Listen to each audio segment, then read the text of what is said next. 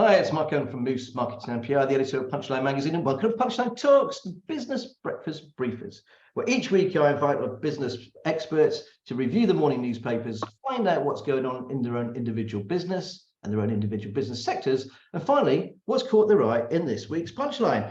I hope you enjoy the show. If you do, please like, share, and subscribe. And I'd like to thank our fantastic sponsors, who are Hazelwood's Accountants and Business Advisors. Great guys. Okay, let's move on to the panel. Let me introduce, you've got William Lee. He's the par owner of Wholly Gelato ice cream and milk, based at Elmore Farm. They just invested £50,000 in the Gloucester Food Dock, so sure we'll catch up with that. We've got David Jones, MD of Cheltenham-based property and planning consultants Evans Jones. David just completed a charity bike ride of 300 miles in 3 days, raising £12,000 with his team there.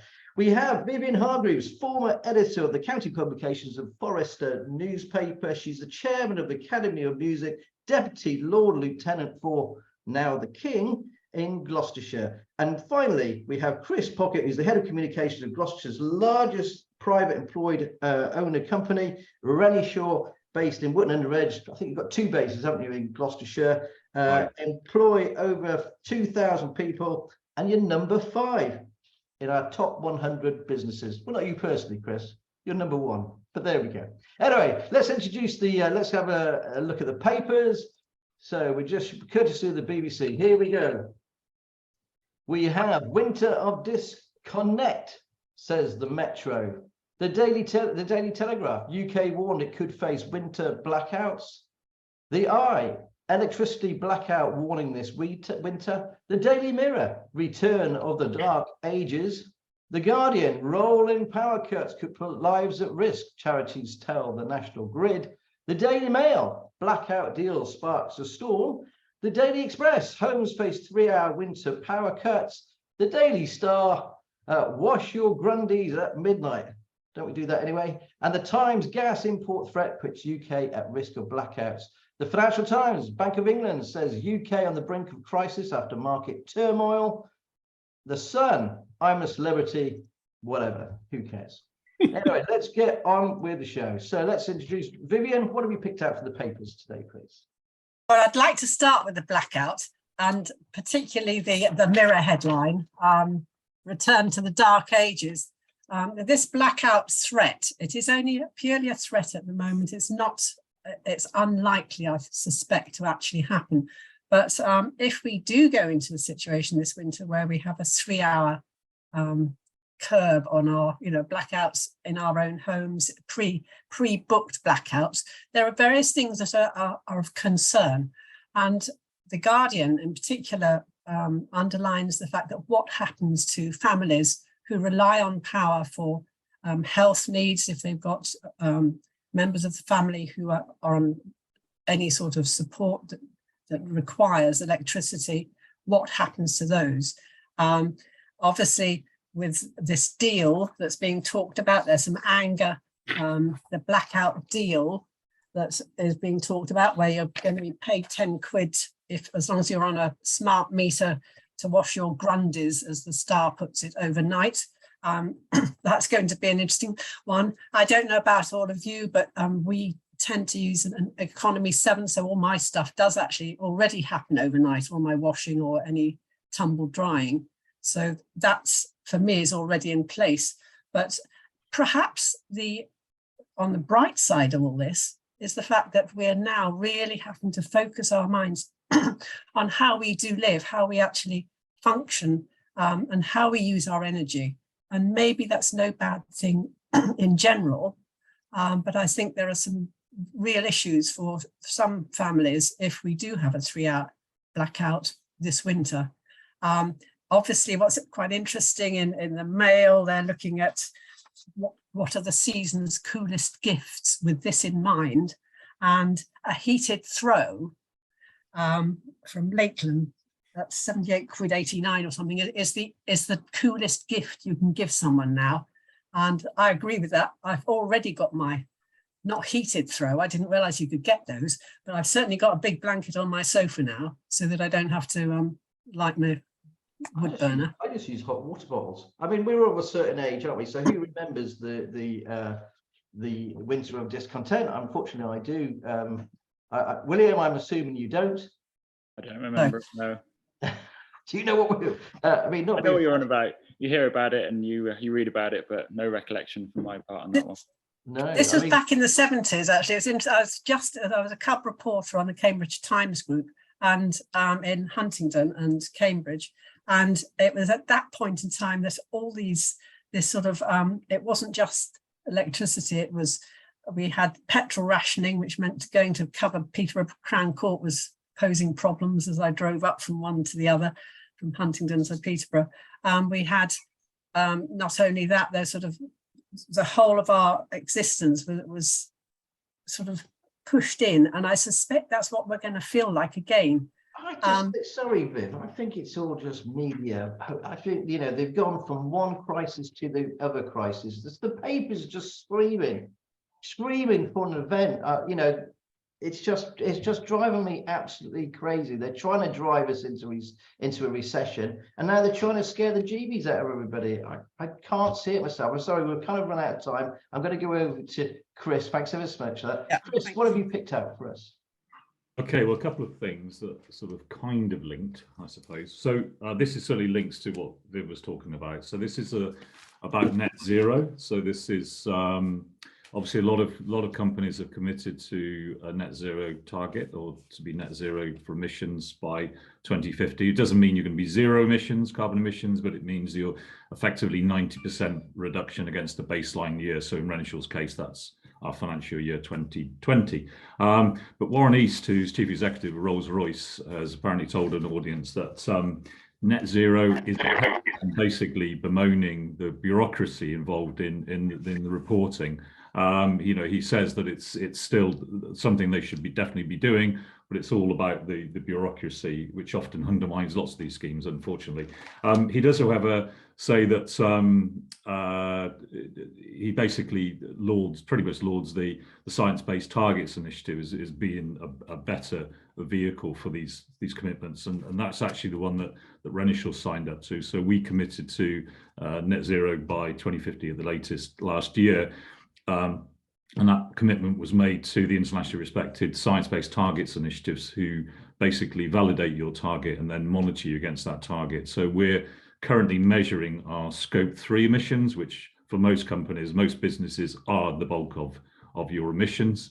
And actually, when a lot of companies talk about being carbon neutral, net zero by 2028, 2030, they're talking about Scope 1 and 2, which are the things which frankly are relatively easier to control. But for a company like Renishaw, most manufacturing companies in the UK, something like up to around 95% of your emissions, total emissions, are actually in Scope 3. So that's in your supply chain, sort of upstream and also downstream. So the use of your products by your customers, and then the how you recycle those at the end of life. So it's a huge topic. It's certainly, you know, it's a lot of work. We're committed to it, but you know, Scope 3 is a real challenge, and obviously, you know, Warren East is highlighting the challenge, but also the bureaucracy around that. But sort of counterpoint to that, I've also picked up on this piece in the Times as well. Hong Kong to lure tourists with 500,000 free flights. So many of us over the years, I'm sure, have been to Hong Kong either as a destination or as a stop off on travels to perhaps Australia or other parts of Asia. I think these were quite staggering figures that they're looking at giving away 500,000 airline tickets worth. It's going to cost them around 225 million, the Hong Kong government. The campaign's likely to start next year. Last year, there were 91,400 visitors to Hong Kong. First 8 months of this year, 184,000 visitors, but then contrast that with 2019, so pre-pandemic, 56 million people visited Hong Kong. Wow. So you could argue, are those things in balance? You know, the net zero commitment, and then obviously offering to, you know, for most people are going to be long haul flights to Hong Kong. So I thought it was quite interesting, those two stories in the time to kind of link. I hope people don't go. I'm sorry, you know what they've treated, the way they treat their citizens. You know, don't go. That's the only way to hurt them, is in their pocket.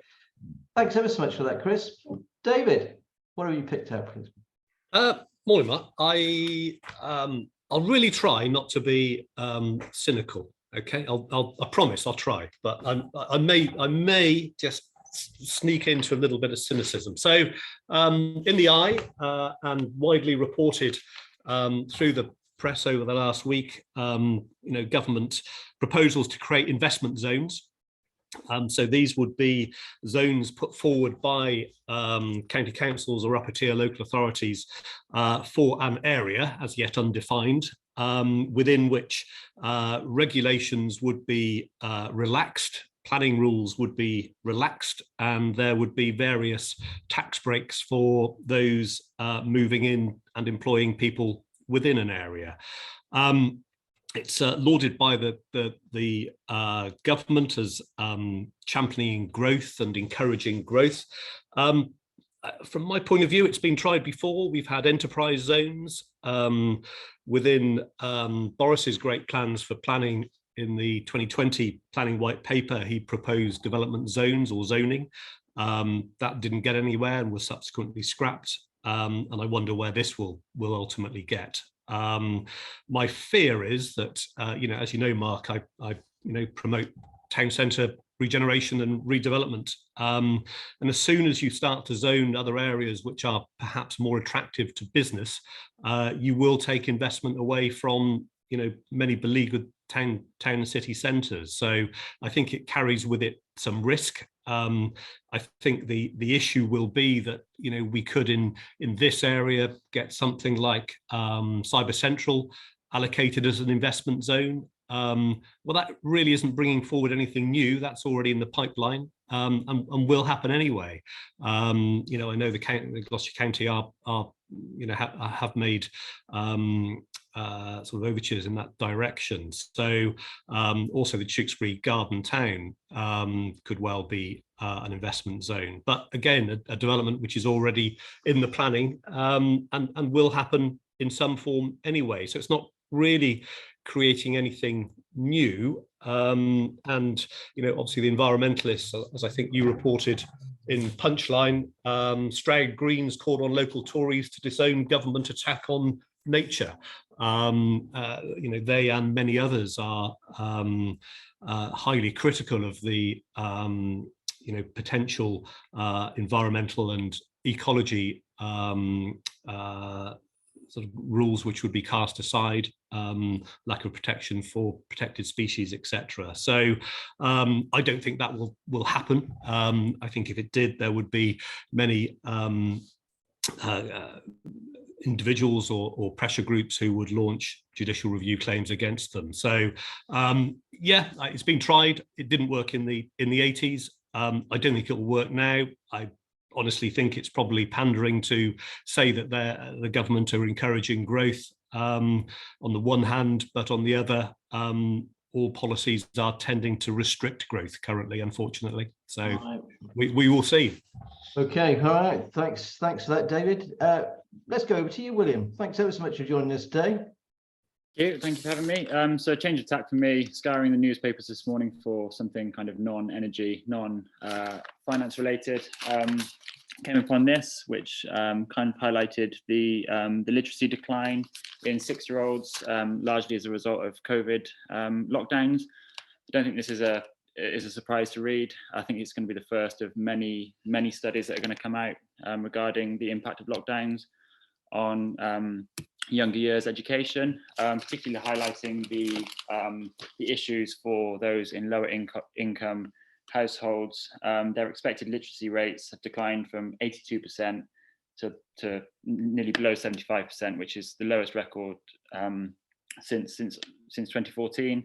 So we're just really seeing kind of the impact that the lockdown have had on kind of basic literacy, phonics, spelling, punctuation, grammar.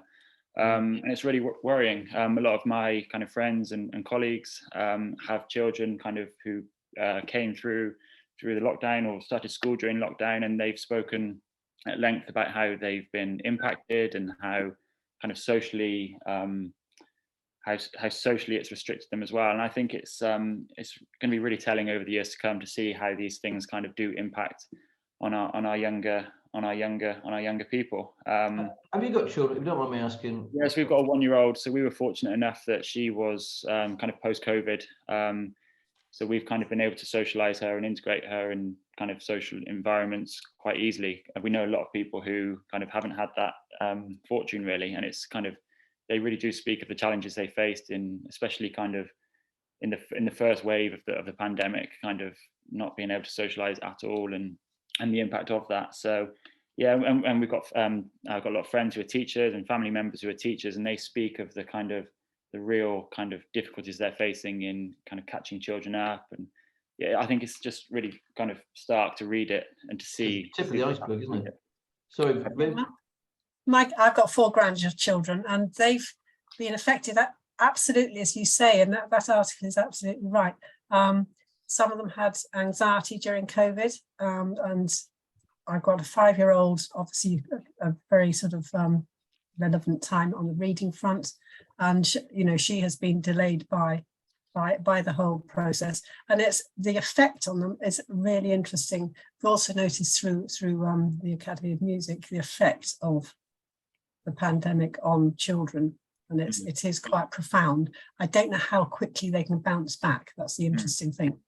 I think it's really, sorry, William. There's just going to be a lot more study over that over the years to come, just to see the longer term impacts as well. And I think, I mean, we're 2 or 3 years out from COVID, or through COVID now. But you're kind of looking 10, 15, 20 years down the line. It'll be interesting to kind of study the impact. Just linking it as well to, I've been watching This England this week, which is me. Yeah, it's kind of made me see a lot of aspects of the early stages quite differently. I mean, I know it's kind of, it's based on real events, but you can kind of take some aspects of it with a pinch of salt perhaps. But I think seeing it through a kind of different lens, the uncertainty and the kind of the sheer fear factor of this kind of new kind of onset of COVID, which was so unknown to us, I think kind of it's made me see things in a different way. So that's kind of a sideline. My second article was from the Daily Mail, M&S under fire for new buy now, pay later plan. So that's a plan to offer £500 credit for loyalty card customers on a buy now, pay later scheme, interest free for 76 days, and thereafter repayments at an interest rate of 23.9%. For me, this is kind of, I understand probably where M&S are coming from. They obviously want to secure their business and kind of, but at the same time, you're relying on people to be financially savvy in a world when quite often people aren't or are not able to be. And they're tempted by these buy now, pay later schemes with this promise of kind of easy repayment. But I mean, for me, and everyone else will probably agree, 76 days goes by like a click of a finger a lot of the time. So do you know, William, this is a spring back as well, but the other guys remember this in the 80s. There was a lot of this during the different downturns. They come up with these schemes. I totally agree with you. No, thanks ever so much for those two stories. We're going to go over to Vivian and Viv, your the music, where is it now? The article. Funny enough, in today's Citizen newspapers, actually, Charity Year will see the council and music work in harmony. Absolutely. But it's, again, going back to this whole thing of children coming through the pandemic and education and the importance of music, which has dropped off the education agenda to an alarming degree. In fact, the number of music students taking GCSEs this year was the lowest on record. And that, I think it goes back way back, about 100 years, not GCSEs, obviously, but this is the lowest point in our education system for music. And so the importance of music, both mentally, mental health, and for holistically enabling children to develop, because music, you don't have to be the most brilliant sort of Nicola Benedetti, but in those early years, it really does help with all your oral faculties, maths, because you're actually doing a lot of counting, and rhythm, and your whole body coordination. So it's not just the music-y bit, music is an entire holistic educational process. And I was extremely lucky when my children were tiny. And I was sort of been working on the Citizen and was juggling then with freelancing. I met a lady called Caroline Lumsden in the Forest of Dean, where I live, and she had literally just set up what was to become Gloucestershire Academy of Music, Caroline Lumsden. And she and her little family started in their kitchen, and it grew and grew and grew. It was something that families wanted, and it was a family grown charity stroke business. So it's still a charity, and it's moved on, obviously. And now we're in what were the probation officers in just near the docks in Gloucester. We moved in there courtesy of the City Council, to whom we pay a very peppercorn rent, and we're very lucky. And we sort of converted, took out all the sharp boxes, repainted bits of it, spent a summer, redoing this amazing building, which is ideal because it's got all these interview rooms, which are now our little teaching rooms, 12 of those, a big hall, which was where they sort of had a sort of an open office, which is now our sort of main hall with our gamelan, which the county has let us put in, sort of look after. So we have gamelan workshops. We have now an arts education centre operating in this building. So it's not just the music, the classical music element that we do. We've got African drumming, we've got Indian performing arts, we've got Jackie Shule Thomas, believe it or not, at age 84, still doing ballet. So we've got ballet sessions going on with Mandy Godding's Theatre Arts School backing it.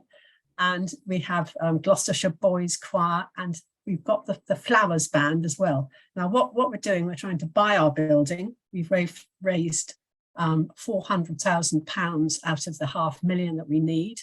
We've just been chosen by Alan Priest, who is a forester and a bandsman, I'm pleased to say, as his Charity of the Year. Now, he's the chairman of Gloucestershire County Council, and that puts us in a really good position going forward in terms of our profile. So I'm absolutely over the moon. We're on the front pages of the Citizen and the Echo, and my stories have gone into the Forest has got the story, the Stroud papers will have the story as well. So I'm really, really pleased that we're sort of making it a statement at this difficult time. COVID is hitting us. Our teachers are sort of struggling through, as you probably all found with your families, and that it's really back with a vengeance, but we're there. We worked right through the COVID period on screen, and we're something, a force to be reckoned with for good. And it's a good news story, thank goodness, for a change. Thanks Thank you very much. for that, Vivian. I knew if I gave you some airspace, you'd go for it. You'd go for it and sell it. It is an amazing building, by the way. If you guys get the opportunity to go there, and drop in on us. Do drop in if you ever want to. You do some amazing work. Look, let's crack on. We got Chris. Let's talk about Rennie-Shaw's, because your sales figures came out. They're looking strong, if I remember rightly. How is the marketplace for Rennie-Shaw now? Because obviously you deal in the global economy, and obviously it's a bit scary with the rising cost of energy. How has that affected Rennie-Shaw? Well, it's an interesting one, this, because of course we're in different cycles in terms of contracts, so it hasn't hit us perhaps as badly as some. We've got a huge commitment. We talked about net zero earlier. We've got a huge commitment to net zero by 2028 for scopes 1 and 2. So we're investing a huge amount of money in self-generation. So around 10–11% globally of our electricity use is from solar panels that we have on site. So we've pretty much filled all of our roofs, all of our main sites in the county, in South Wales, in India and Ireland. We are now looking at some reasonably novel solutions as well. So we've got a lot of car parking space. So we're looking at ground-based solar installations at the moment. with sort of like a gull wing structure. So they're carports that sit in car parks. They don't take up a huge amount of real estate, but it's another way of maximizing our power generation. And most of our electricity is renewable, although it's interesting because of the Ukraine situation, actually being able to buy renewable energy, because that's being consumed as sort of general energy. So actually being able to sort of pay a little bit more often to get renewable energy, that's not always available. In the UK, fine, but in Ireland, we've struggled to actually acquire renewable energy sources. In terms of wider business, so yeah, as you say, we reported our annual results about just over 3 weeks ago. That was record turnover, record profits for us. So our sales were about 670 million globally. There was a 19% increase on revenue over the previous year.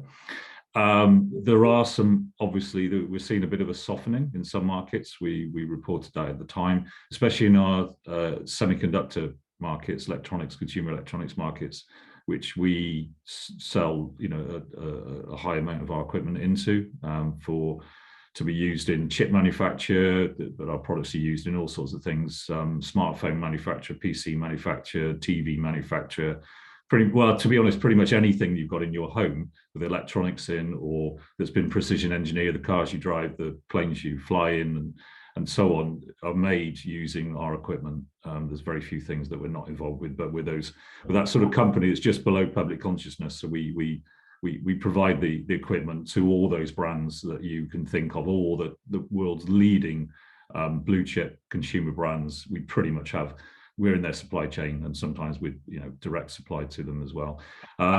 So yeah, there's some softening, but we're seeing there's also some really strong investment. We're seeing aerospace is coming back. Sadly, defence spend is very high as well, as you might imagine, for obvious reasons at the moment. But also a significant amount of investment in electric vehicle manufacture, and also in battery manufacture as well, which is a really interesting area for us. So we're selling an awful lot of equipment into companies that are making batteries or researching batteries as well. So one of our products, an analytical instrument, a Raman spectrometer that we make at Wootton-under-Edge site, that's sold globally and is used in all sorts of research applications, in early cancer detection, all sorts of things. But we're seeing good business at the moment from companies that are researching battery and trying to make, extend battery life, make batteries much more efficient, because whether it's from renewable sources and storing energy, or whether it's for use in electric vehicles or whatever type that may be, there's obviously a huge demand for batteries at the moment. So it's a mixed picture, to be fair, but there are some storm clouds gathering, but there are some bright spots as well. It's funny, I've just done my little tour of Gloucestershire delivering magazines, and it is exactly that. It's a real mixed bag of people doing really well. You go talk to someone on the high streets, it's pretty doom and gloomy on one part of the county, and then the other part it's all okay. And then you go to the business parks and trade estates, and they're all absolutely maxed out. They're just, the biggest problem for everybody is they can't find the people to help. And that brings me very nicely back over to Dave Jones, who's our retail kind of guru as well, and planner. David, Cheltenham's doing really well at the moment, isn't it? It's got 15 new restaurants coming on board. It has. It's bounced back really well, actually. So encouraging. And I see there's an article in that well-known publication Punchline about Five Valleys owner invests in Cheltenham's quadrangle. So Dransfield Properties supporting one of their operators to bring them into the quadrangle building in the centre of Cheltenham, and that is an example where good does trickle down. So there is some evidence of it. So, but yeah, Cheltenham is certainly, from a restaurant and food and beverage point of view, doing really well, and continuing to punch well above its weight, really. But we sure thought this is all going to fall off the cliff. At one point we didn't think people were going to go back into town. You and I talked a lot on this show about people going to go back into offices. Yeah. There's obviously optimism. There's still money to be made. These entrepreneurs feel by investing in Cheltenham.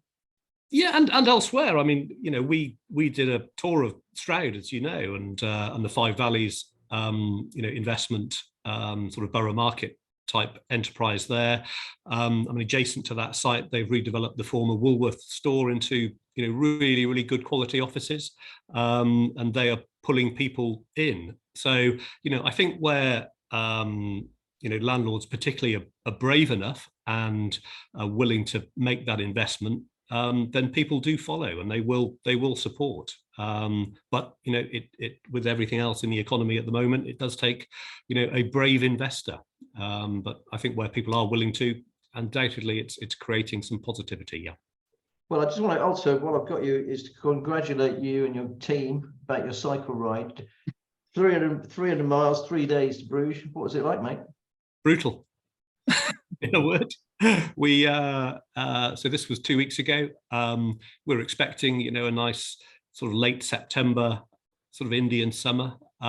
We had rain, headwinds, lots of mechanicals. I think over the 3 days we had 10 punches. So yeah, it was hard going, but we all made it. And as you say, £12,000 for Great Western Air Ambulance charity. So you know, supporting a great charity. So no, really pleased. Congratulations for that, mate. Right, let's go over to Will. First time on the show. Thanks ever so much. I met you down at Gloucester Food Dock.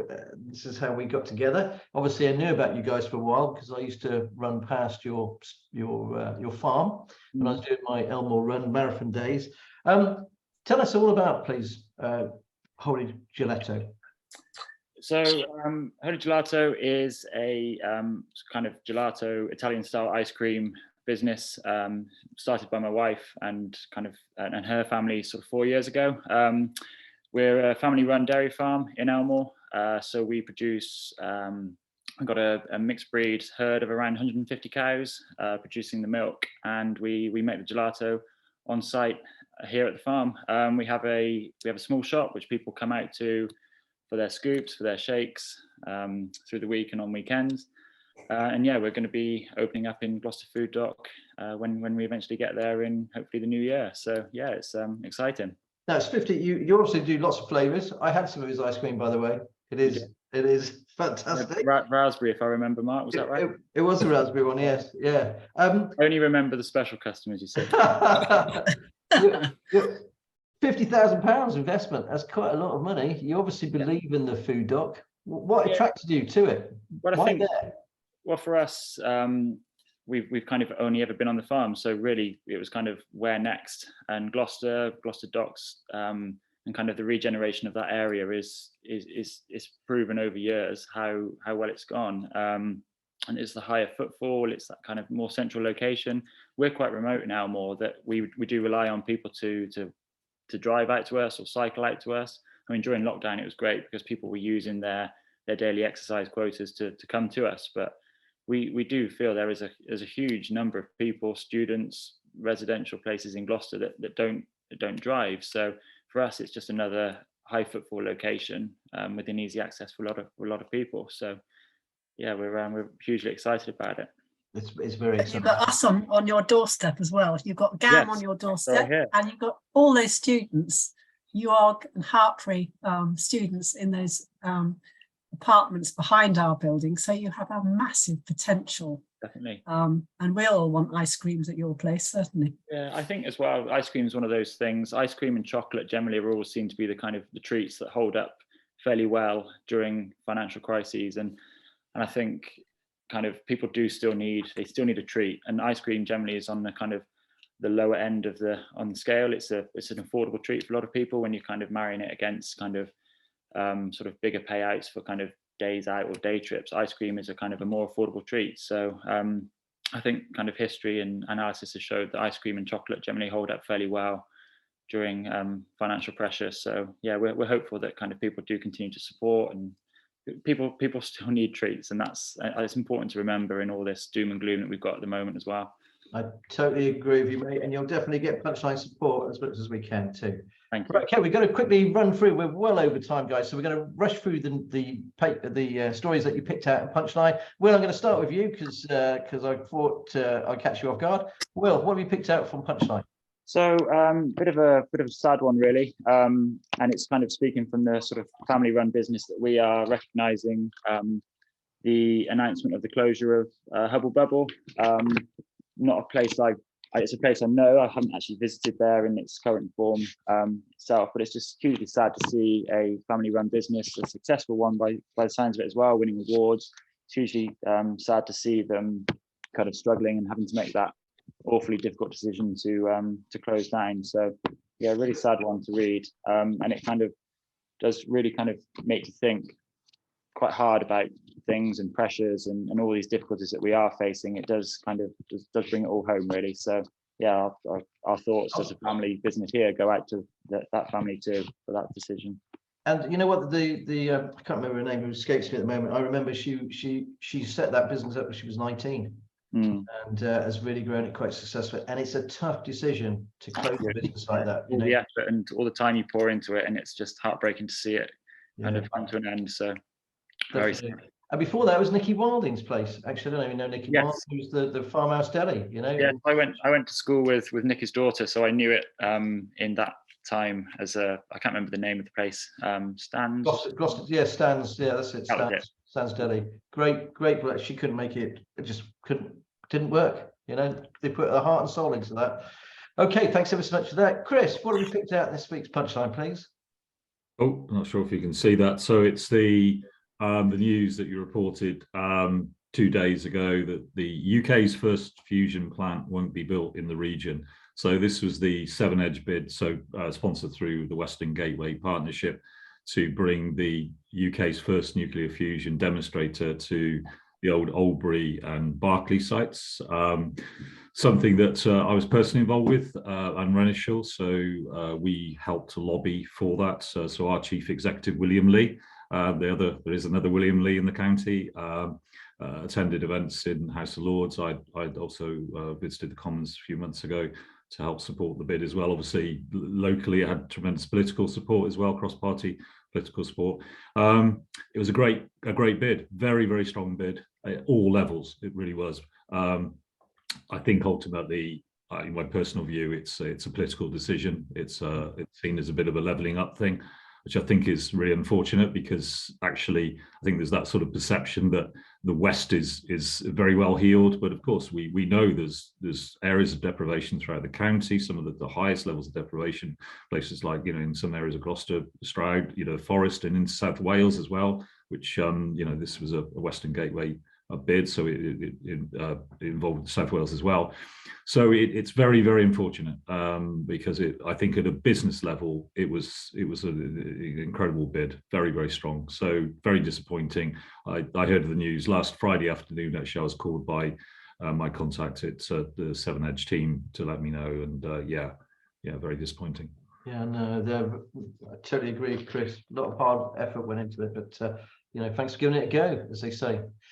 Vivian, what have you picked out for us, please?